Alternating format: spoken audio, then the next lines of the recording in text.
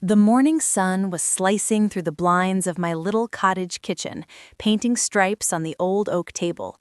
I was stirring honey into my tea, my grandpa, Walter, across from me, methodically working his way through a crossword. 7 letters. Resilient after hardship, he grumbled without looking up. Tough, I said, smiling. Ends with an N. Enduring, I offered. He pointed his pencil at me, a grin spreading across his face. That's my girl. My phone buzzed, an invasive sound in our quiet bubble. The screen flashed, Dad. I answered, putting it on speaker so I could keep my hands free for the toast I was burning. Chloe. My father's voice was flat, devoid of the usual false warmth. Grandpa died last night. Heart gave out in his sleep. Funerals Friday. The world didn't tilt, it shattered into a million silent shards. I stared at my grandfather, his full head of silver hair, the steady rise and fall of his flannel shirt, the pencil now frozen in his hand. His eyes met mine, wide with disbelief, then darkening with a storm I'd never seen. What? I managed, my voice a thread. You heard me. He's gone. A pause, then the real point of the call. The will was read this morning with the executor. He left the estate, the investments, the lake house, everything split between your mother and me. You get nothing, not a dime. In the background, clear as day, my mother's voice, bright with malicious glee. Finally, you're out. I told you he'd see her for what she is. What I was, in their eyes, was the family disappointment. The daughter who chose to be a forest ranger instead of a lawyer, who lived in a modest cottage instead of a McMansion, who loved the quiet man doing crosswords more than the social climbing couple who'd raised me. I didn't argue. I didn't scream. A cold, clear certainty settled over me. I slowly slid the phone to the center of the table, right between my grandfather's crossword and my forgotten toast. My grandpa, Walter, stared at the device as if it were a venomous snake. His face, usually a landscape of gentle wrinkles, hardened into granite. He listened as my father continued, his voice dripping with the satisfaction he didn't bother to hide. Consider this a clean break, Chloe. You made your choices, now live with them. Don't bother showing up on Friday looking for a handout. My mother chimed in again, her voice fainter but no less cruel. She's probably crying to that old fool already. Oh wait, she can't. That did it. A tremor went through Walter's frame.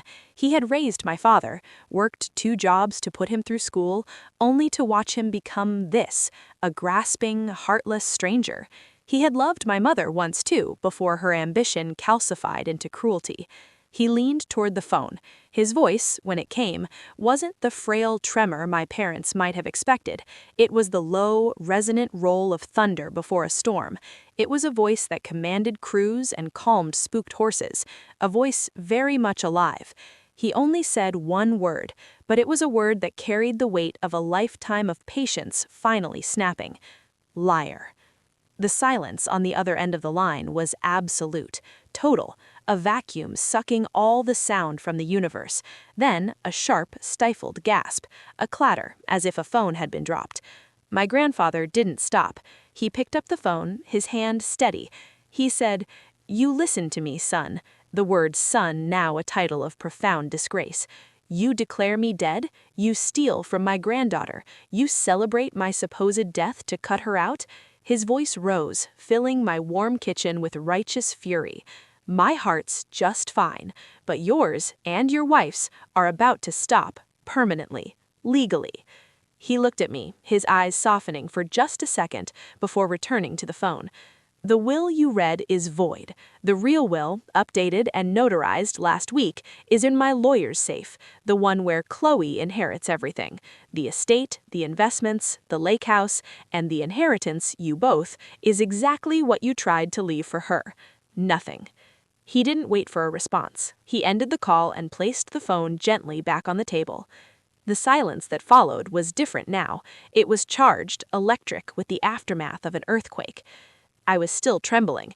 "Grandpa, the new will? You really?" He reached across the table, his work-roughened hand covering mine. "After your birthday dinner last month, when I saw how they talked to you, I knew. I went to Frank's office the next day. He tapped the thick, cream-colored envelope that had been sitting beside his coffee cup. "This is a copy. The lake house is yours, the stocks are yours. The only thing they get is the memory of who they chose to be, and the legal bill for contesting this, which they will lose."